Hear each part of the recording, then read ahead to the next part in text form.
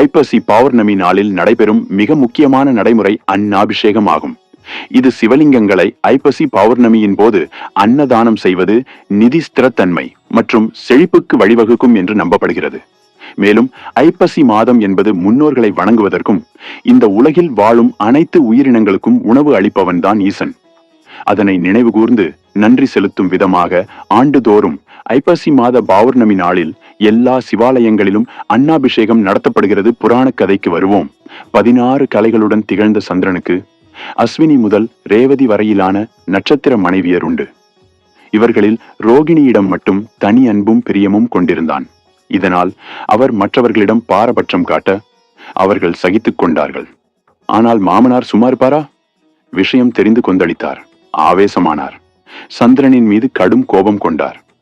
உன் உடலானது தேஜஸ் இழந்து பொலிவிழந்து தேயட்டும் என சாபமிட்டார். அதை கேட்டு சந்திரன் நடுங்கி போனான், கெஞ்சினான், கலங்கினான். சந்திரனுக்கும் ஒவ்வொரு கலையாக தேயத் தொடங்கியது. ஒரு கட்டத்தில் இழந்ததை பெற அழுதே விட்டான். திங்களூர் தலத்துக்கு வந்து சிவபெருமானை நோக்கி கடும் தவம் இருந்தான். ஆனாலும் அவனுடைய கலைகள் கொஞ்சம் கொஞ்சமாக ஒவ்வொன்றாக மங்கிக் கொண்டே வந்தது. 3 கலைகள் மிச்சம் இருந்தன. தான் செய்த தவறை முழுமையாய் உணர்ந்து கலங்கினான் சந்திரன். அப்போதுதான் அந்த தருணத்துக்கு காத்திருந்தவர் போல் சிவனார் அவன் முன்னே திருக்காட்சி தந்தருளினார். சாபத்தில் இருந்து விமோசனம் அளித்தார்.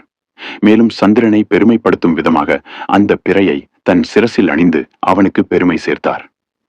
சந்திரன் இழந்த 16 கலைகளும் மீண்டும் அவனிடமே வந்தாலும் கூட முழுமையான பொலிவுடன் ஐப்பசி பௌர்ணமியில் மட்டுமே சந்திரன் மிகுந்த தேஜஸுடன் காட்சி தருகிறான்.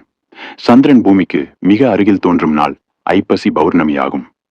நவக்கிரகங்களில் சந்திரனுக்கு உரிய தானியம் அரிசி என்பதால் அன்று சிறப்பு வழிபாடு ஆக பிறை சூடிய பெருமானான சிவபெருமானுக்கு அன்னத்தால் அபிஷேகம் செய்யப்படுகிறது.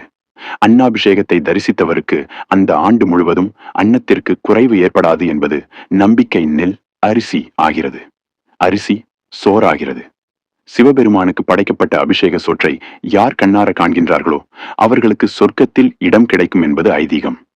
இதன் விளைவாகவே சோறு கண்ட இடமே சொர்க்கம் என்பதன் பொருள். எனவே ஐப்பசி மாதம் பௌர்ணமி அன்று சிவாலயங்களில் சென்று அன்னாபிஷேகம் தரிசிக்கலாம்.